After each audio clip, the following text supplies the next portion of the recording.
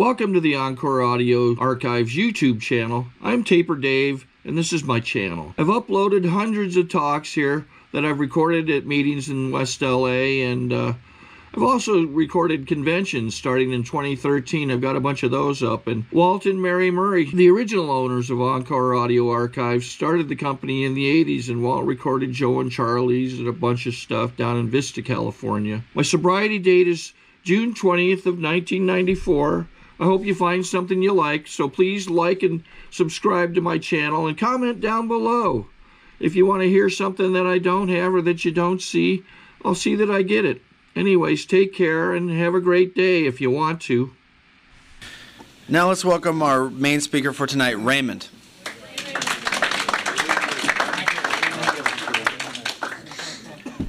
Hello, my name is Raymond. I'm an alcoholic. I'm short. AA works, and it works real good.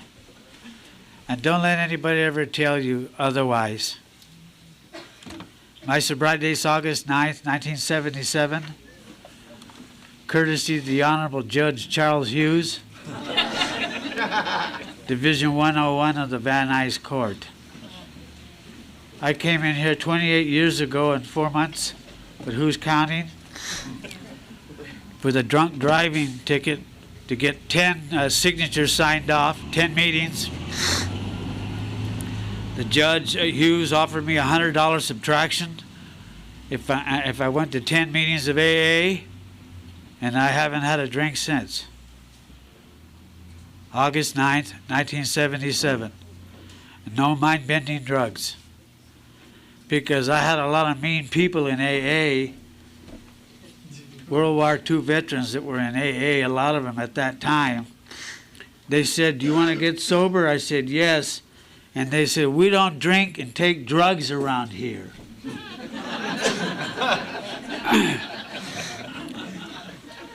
You know, "Are you an addict?" And I said, "Yeah." And so I don't identify as an alcoholic and an addict because you got to put $4 in the basket.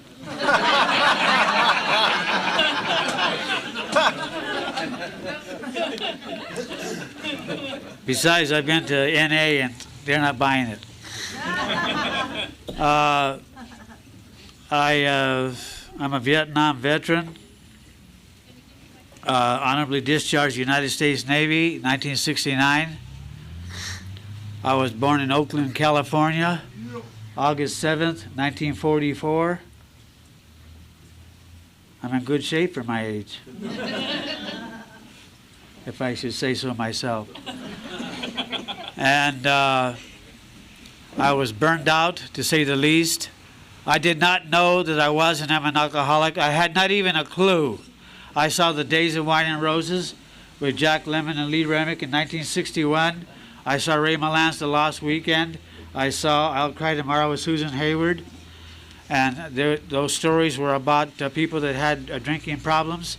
And I did not identify with that until I came into my first AA meeting at a place called the Owl Nest.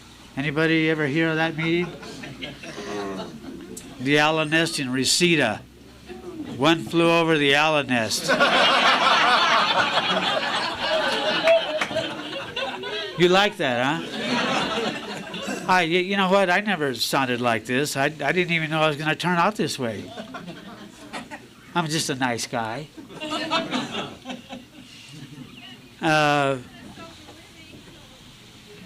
I drank and I took drugs. My drinking and related drug use was like the beginning of a holiday whose other end is the cemetery. That's not fun. And I drank more than my share.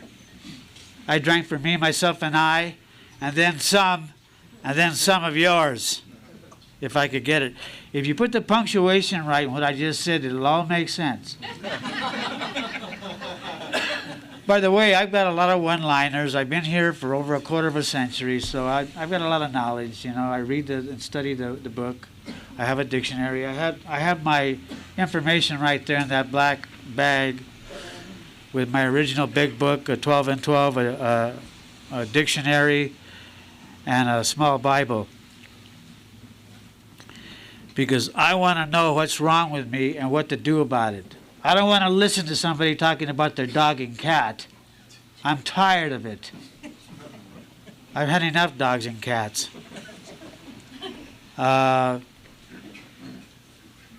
Alcoholism is the devil's consort. It's a demonic oppression. It's bad news. Bad news at Black Rock. I was dying by the inch, and I didn't know it. I had not even a clue. I'll repeat myself. I came with a court card to save $100 from a drunk driving charge. And with 1 month of sobriety, I registered Cal State Northridge. I went full time. I graduated with a baccalaureate and a master's degree in education, sober.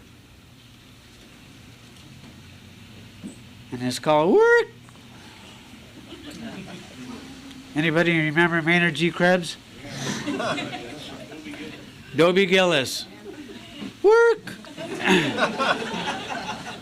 And so I had to discipline myself, you know, and I would go to AA meetings at night, you know, the candlelight meetings, and I would share my happy self, you know, my happy screaming self.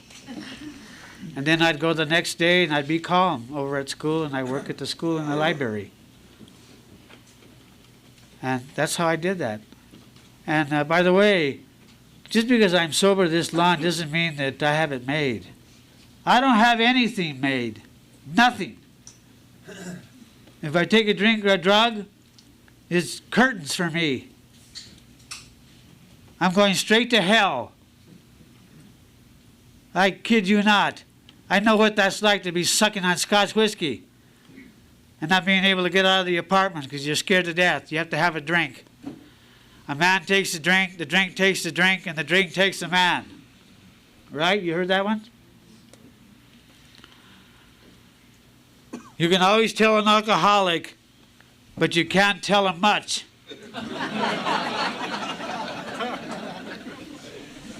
A straight addict, you can't tell him anything, because they'll steal from you, flatly deny it, and even volunteer to help you look for it. Right? So who's kidding who? You know, this disease has existed from time immemorial. It's so powerful. Alcoholism and drug addiction is so powerful. It just waits for you to give up. It just waits for you to complain. Poor Ray. Poor Ray. Poor Ray, another drink. It's not poor Ray anymore. It's hooray. Hooray for Hollywood. My voice goes up and down. You guys already noticed, you know, I'm kind of crazy. I passed the Minnesota Multiphasic Personality Inventory, the MMPI. Have you ever heard of that test? And the only reason why I passed it was because I lied on the test. I mean, I might be an alcoholic, but I'm not dumb. Right? You know, I didn't get that master's degree for twiddling my thumbs and doing nothing. I worked Los Angeles County Department of Children's Services, Child Abuse. What an experience that is. Oh, man. 80 to 90% of the people are alcoholics and addicts. And they're all trying to put a con game on you and blame the social worker for taking the kids.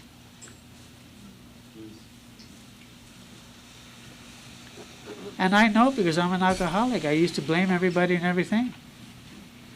You know, to complain is to complain against God. To be in self-pity is idolatry. You worship yourself. You feel sorry for yourself. Self-pity is rebellion in disguise. I rebel against my circumstances. I rebel against God's will. You like that, huh? There's a lot of heads nodding because you know in your heart, you know that's true. And I'm tired of this complaining and this depression. I'm sick and tired of it. If you go to a psychiatrist or a psychologist and they ask you if you hear voices, if you don't want to be schizophrenic, don't tell them. Don't tell them that you hear voices, because that's the chief symptom of schizophrenia. If you want the diagnosis, okay, tell them that. But that's a terrible diagnosis to get. I don't want to be schizophrenic. Alcoholic is bad enough.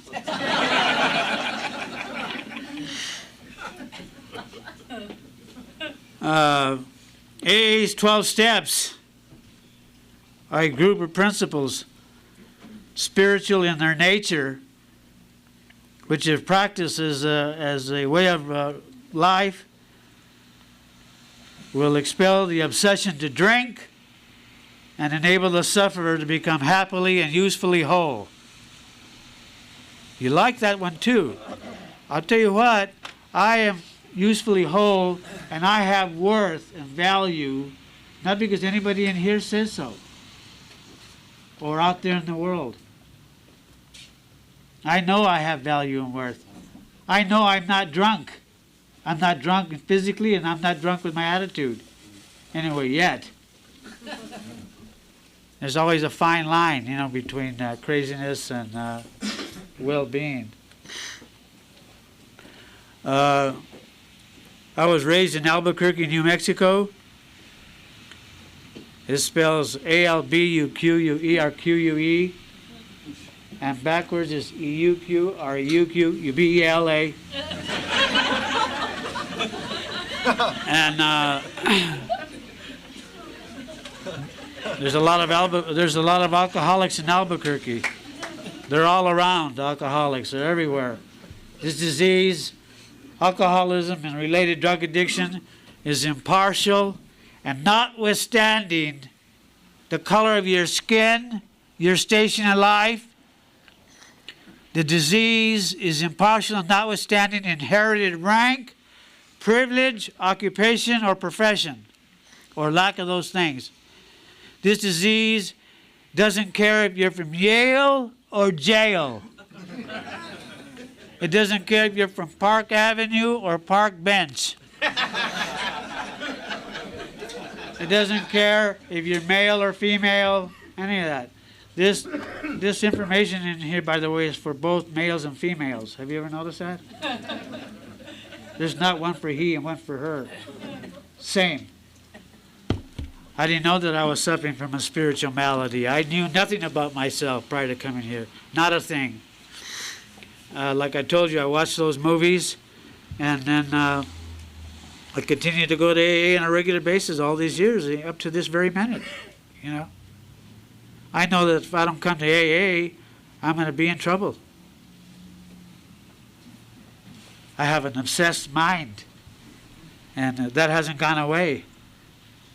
When I pray for, I ask God to protect me from anxiety. To protect me from anxiety. Anxiety does not go away. Alcoholism does not go away.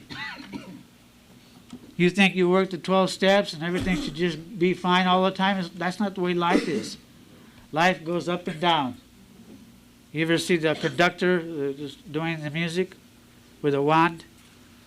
And then, if you ever watched the Phantom of the Opera and heard that music, how it goes real smooth and loving, and then it gets real scary. Right? Right?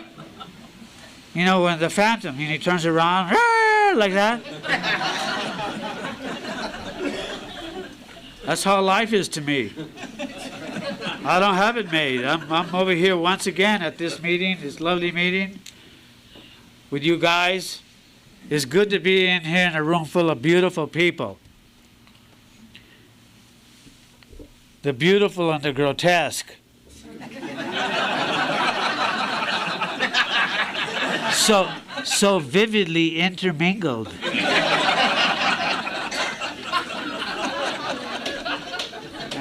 Including me.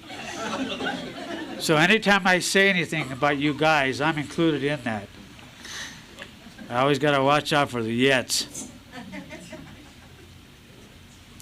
AA is a way of life, and it has been for me all this time, and I have no qualms against it.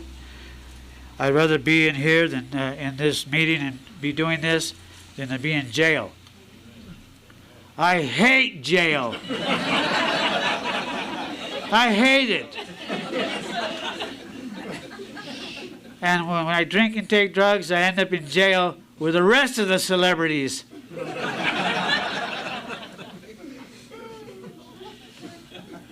Public enemy number one, it's all in my head. The cops stop you, when you're drinking, right? And they say, have you been drinking? The motorcycle cops. And you know what the answer is? Two drinks. Who said two? You, two drinks, officer. And then they, how they put those handcuffs on you. They really hurt. They pinch them right on you.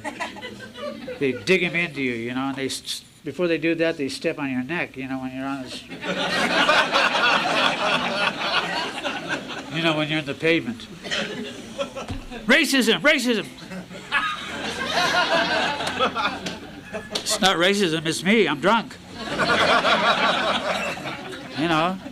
Starting troubles. Roaring through everybody's life. The book says that we roar through everybody's life, that we're extreme examples of self-will run riot, though we usually don't think so. The counselors in 1935, the book says, found alcoholics to be grandiose, emotionally sensitive, and childish. Childish, not childlike.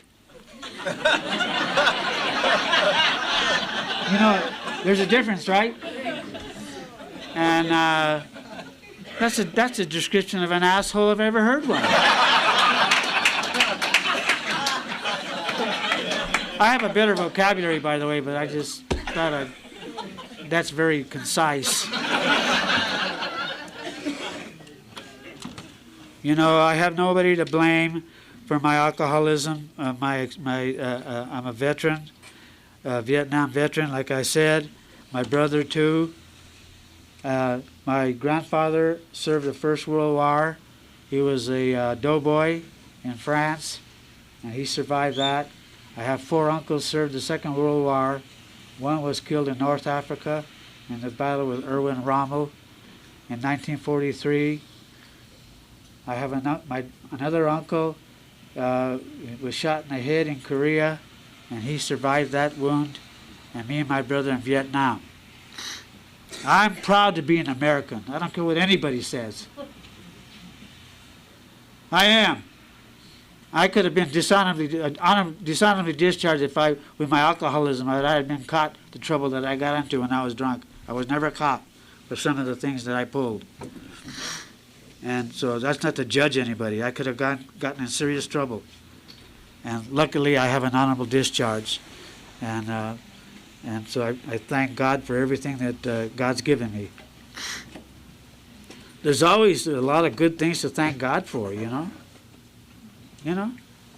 mean, I'm not hooked to drinking. You know how bad that is when you have to have a drink? It's a real bitch. It's a real bitch. You gotta have a drink. Give me some whiskey, if you please. Right now. I like whiskey and beer and wine and uppers. And I burned out on all that. Marijuana, drugs, drinking. Alcohol was my main drug of choice. I'm an alcoholic, and that suits me just fine, I didn't even know, I can't even believe I'm here all this time later. This is amazing that I'm even alive. I should be dead. I should be in prison. I should be out in the main streets, dispossessed and despondent, walking around with a chip on my shoulder. And I'm not, because I was saved by the bell. I was saved by God in AA. AA and God. You know what? I wanted to talk about God. I didn't even utter the name God until I passed 10 years of sobriety. I hear people that are just ought to cry help talking about God. They got about 9 days of sobriety, and they know all about God. Right? You can't take shortcuts in life. It's not going to work. It's bull. Just do this one day at a time. I'm here with you to share with you my experience, strength, and hope. You know, that I've been here all this time. I talked with my sponsor. He's 34 years sobriety, right? I asked him, how'd you stay sober all that time? He says, I don't drink. I don't take drugs. What do you mean? Not even one. Oh, okay. Just to remind me, you know. And apply the steps to your life. The elevator to sobriety is broken. Take the steps. You like that one, huh? You know where I got that? From a guy 26 years ago that went to the nest. He served 11 years in San Quentin. You know how horrible that is to suffer that? And that's what he said to me. He says, the elevator to sobriety is broken. Take the steps. Well, he called me a motherfucker.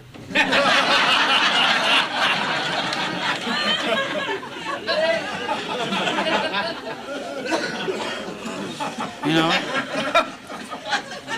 But he was right. He was right. The elevator to sobriety is broken. Take the steps. I just told you what the steps were, spiritual in nature. I didn't tell you what the steps were. That's right out of the lines. That's right out of the black print. The book says, what is a spiritual awakening?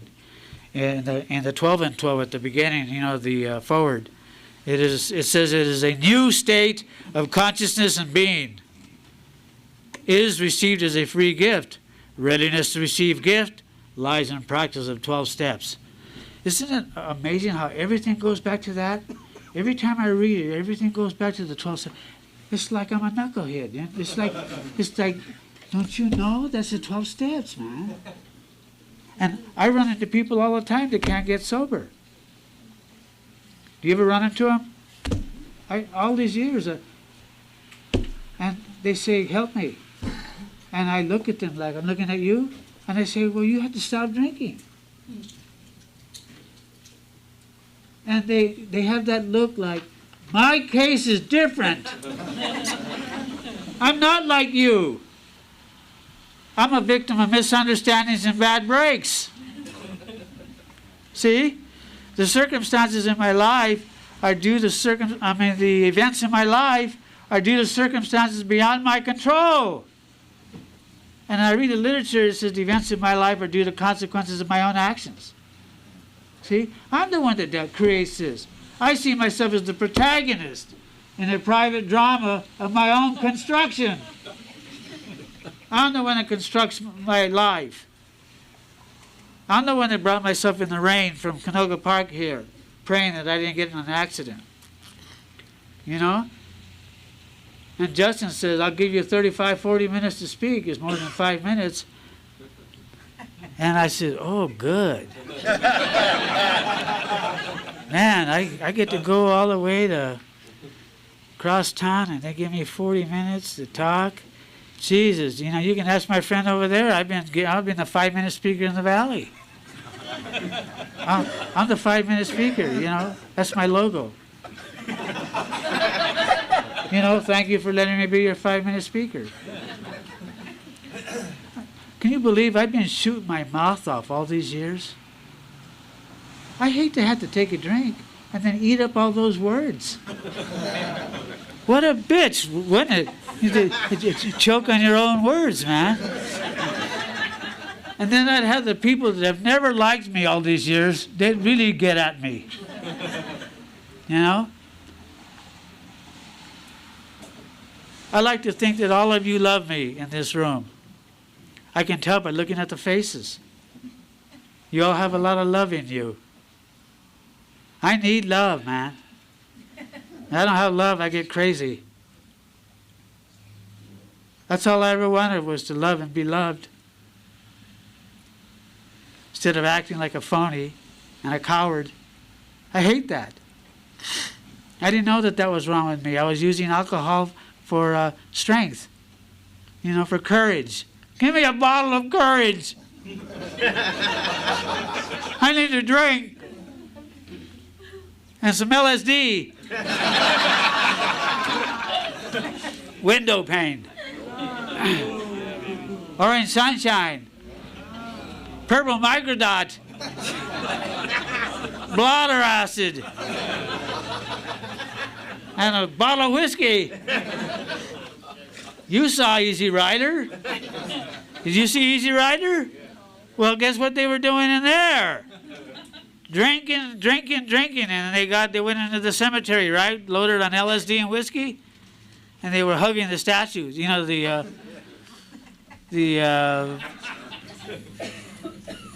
monuments there. You know, the gravestones. They were tripping on that, and I thought to myself, boy, those guys know what they're doing. Because that's it, man. You lose your mind, you know, when you're on that stuff. It's very scary. Very scary. You could kill yourself. It's not a game. And so I'm glad that I'm free of the chains of that. That's a chain, you know. That's horrible. To be walking around this earth, you know, scared to death, and you need to drink and take a drug. And I don't do that anymore. All this time. It's just one day at a time to do this. This disease has no time frame. It doesn't care if you're 15 years old and you've hit bottom. It doesn't care if you're 55 years old and you hit bottom. It doesn't care what time you come in AA. See, it just laughs at you and just has all the time in the world. It's evil, is what it is. Active alcoholism is evil. And I drank with the 4 horsemen of the apocalypse. Terror, frustration, bewilderment, and despair. Have you ever seen the painting? It was made in the 1800s, the 4 horsemen of the apocalypse. It's a really scary painting. They have these wild horses. They're frenzied with the big eyes, and they're running, scared to death. And on their backs are these ghouls, you know, skeletons, death. That's who I drank with. I'm tired of the loser bars and the upholstered sewers, looking for love in all the wrong places. I'm tired of the loser bars in North Hollywood, filthy McNasties, the Lazy X, the Palomino, the Red Lion. And you go into the Red Lion, it's a loser bar on Victory and Cahuenga. And in the bar, 1 pool table, a sawdust floor, and a jukebox in the back. You gotta have a jukebox. And then, of course, the local barfly. And it's Sunday night, and you and the other guy are vying for her. So you play a song on the jukebox by Buck Owens called, "Well, it's crying time again."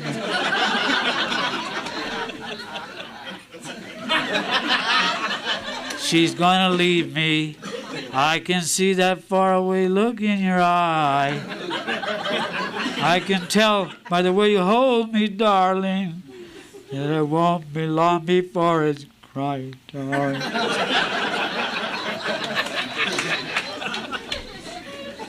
And then you go in the men's room, and the men's room is the loser bar, and you take your pants off so you can turn your pockets inside out because your amphetamines all turn into dust. So you could lick the pocket linings.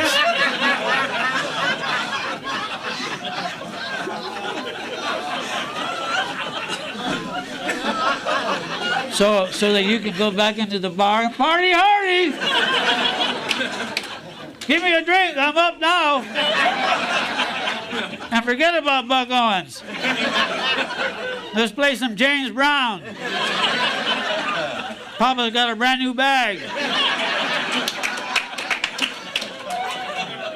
That's what I want to party hardy.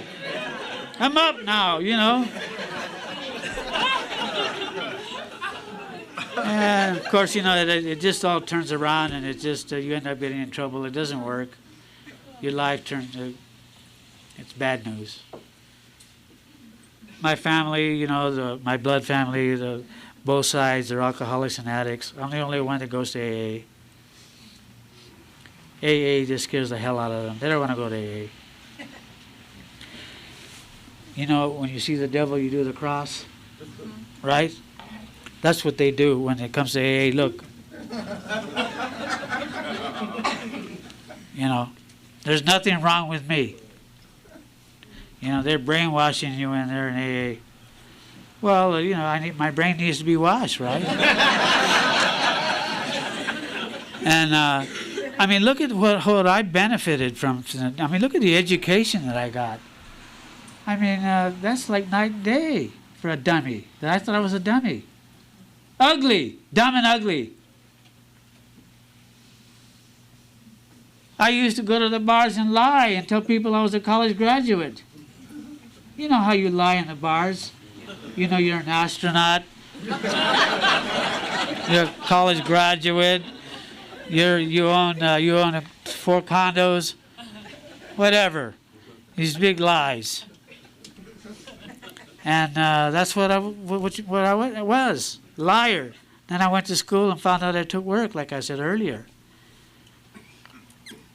I wanted to do that college thing. I really did in my heart. I had to do it.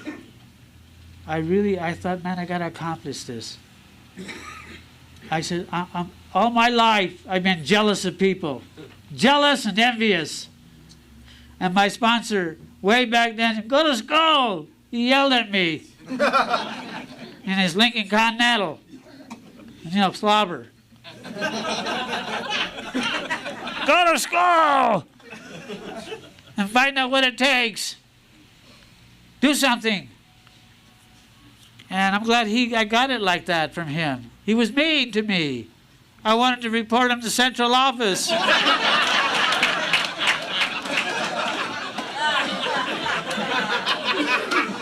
In New York. Not the one here in L.A. The Big Apple. And he took me, you know, I did a 4th and 5th step with him, you know, written 4th and 5th step. I was sober 2.5 years. And I tossed, it was paper just like that. Oh, wow. I can't believe it. This paper, it was yellow paper, blue line, that length. Exactly like that paper. Exactly that tablet. I had 6 pages, and he lived in San Fernando in this scary house.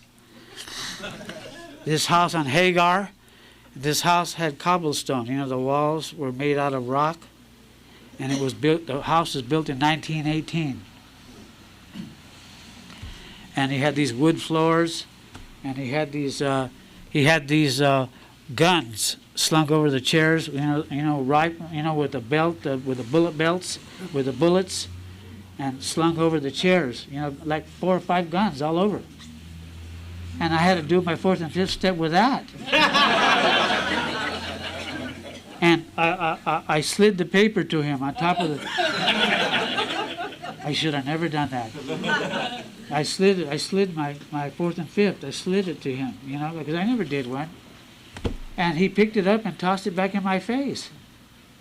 He says, I'm not going to read that shit. Who do you think I am? He was mean to me. And then later on, I found out his sponsor is Clancy.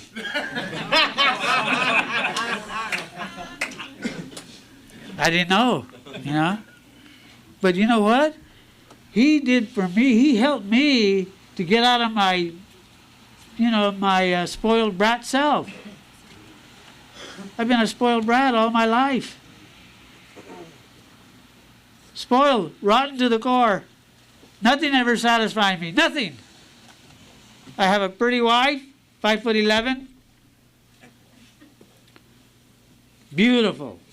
Absolutely. I'm with her 2 years, and then I'm looking at other women. No wonder why she left me. You see? Because I'm not paying attention to her.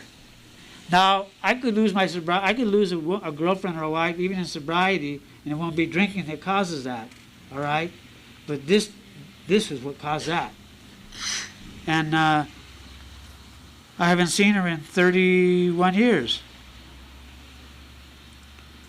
And I could drink over that. I could drink over the lost loves and divorces and everything else. And it's not going to make anything better. Drinking and drug use does not make anything better. It just makes everything, it just exacerbates your problems. Everything is increased 3, 4, 5 times.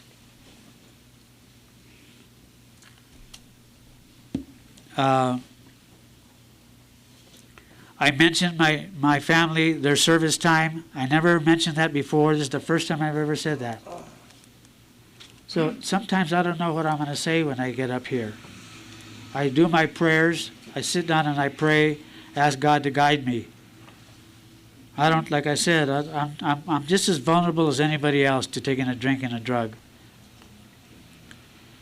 And I pray that God, that I don't stay sober and that you guys don't stay sober. This is my 29th Christmas and New Year's. And I love it.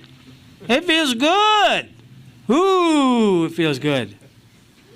I'm going on a vacation Tuesday for 6 days up to drive to Big Sur and Carmel, the whole trip, and have fun. Fun. Ooh, I'm going to have fun. Oh, Hearst Castle. Oh, fun. See? I don't have much money, but I half up the cost for the other guy. We do the AAA package. So when you get sober, you become frugal, and you start looking at the things, Don't sit around moping about what you don't have. You can make things happen with God's help. God and AA. God and AA. Thank God for Dr. Bob and Bill Wilson, the founders of Alcoholics Anonymous. Bill Wilson was born November 26th, 1895 in Vermont. Dr. Bob Smith was born August 6th, 1879 in Vermont. And somebody might say, well, why is that important to you? Well, everything is important to me. I want to know where the founders were from, how they were raised. I want to know that. I want to know how they were disciplined. When the founders went to grade school, 1 through 12, in America at that time, you better do what you were told, man, or you'd get your ass kicked. And if you went to your father and said the teacher scolded you, hit you with a switch, your father would switch you again for getting out of line. See, those are the guys that founded this program, all this. And that doesn't mean that because you weren't raised that way that you don't have a chance. It's all covered here. You still have a chance. Everybody still has a chance, an equal chance to get sober. Everybody here does. Everybody has the same chance. This disease is impartial to your recovery also. Doesn't care who you are. You could do good in your life. You don't have to have a master's degree. You could do something else. Everybody can do something else that's good in their lives.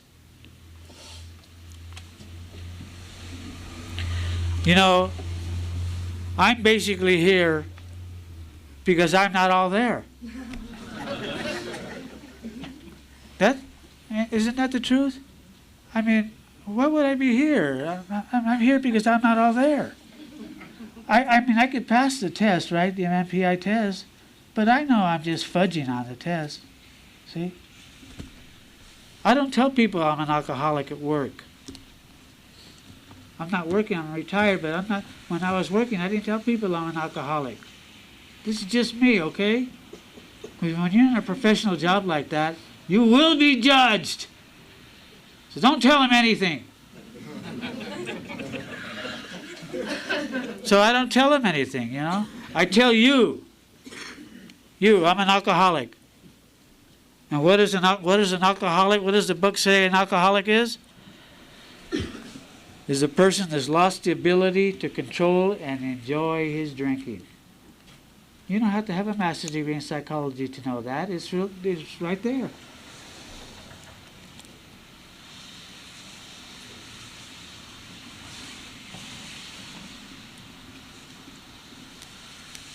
You don't have to be smart. Dr. Bob said in his farewell address, have any of you ever read that farewell address? This was 3 days before he died. He said in his farewell address, he said, please don't louse this up, this AA, with Freudian complexes and things interesting to the scientific mind. Keep it to the 12 steps, love and service. Alcoholism, God, spirituality, all these things defy analysis. You cannot analyze this. You'll analyze your way out. You cannot figure God out because God is awe. I'm in awe of God. Awe. There's a movie, I'll quit with this, that was made in 1943, was released in the early 1943. By that time, the Second World War, a lot of people had been murdered and killed. You know, the Second World War, concentration camps, the whole thing. And in the movie, at the beginning of the movie is titled The Song of Bernadette, starring Jennifer Jones. She won Best Actress for that. It was her first try at the movies. Charles Bickford, Vincent Price. I've been a movie guy all my life. You know, I know a lot of dates and all that. Anyway, at the beginning of the movie, at the very beginning of the movie, before any acting, before you see anybody, there's writing on the screen. There's a paragraph. And it says on there, for those that believe in God, no explanation is necessary. For those who do not believe in God, no explanation is possible. Don't even try to explain God to anybody because they'll suck the energy right out of you. People that do not believe in God, they'll just leave you dry. Alcoholics, when they're in active alcoholism, they usurp you and drain you. It's no wonder why I never had any friends. You know, because you're short, you don't come up. You know, they don't trust you because you're irresponsible. AA works, and it works real good. I want to wish you guys a happy and prosperous New Year, and thank you for letting me be your 40-minute speaker.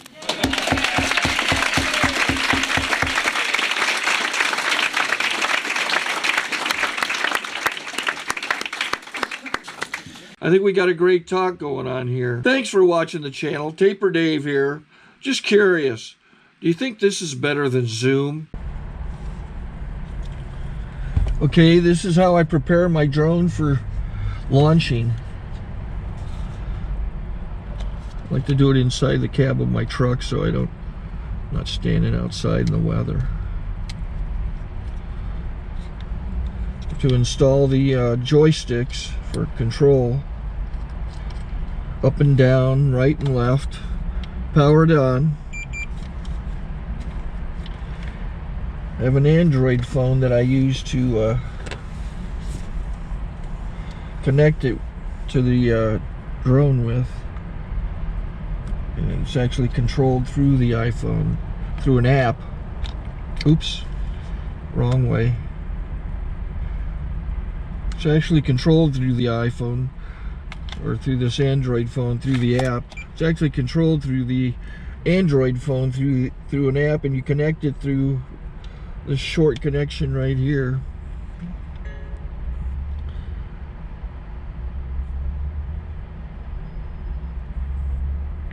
Remote control connected. Remote control's connected. So I pull out the drone. I have to extend the legs. Long legs extended first, then the short legs. Remove the gimbal protector. Set that aside, then power it on one short burst, then one long burst. I lay it down.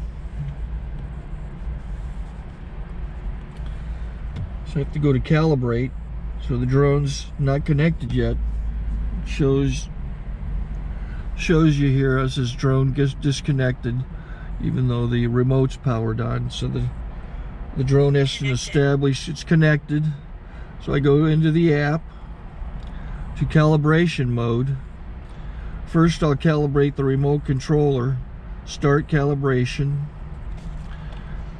Out, in, out, in, up, down, and then this little wheel is to control the gimbal. So it's calibrated. Go to gimbal calibration, start calibration, and then it calibrates the gimbal. And if that shows up, the gimbal's moving all over the place. Changes, you can see it on the video. And I'm calibrated to take off. It's acquired 7 satellites at the moment. There are 26 satellites up in the sky, which it has to acquire before you can take off. So it's connected. It's got enough satellites. This is white. I can go to press this little arrow button, swipe right to take off, and it would start the motors if I slid this to the right. But I'll wait till I get outside. Don't want to do it inside.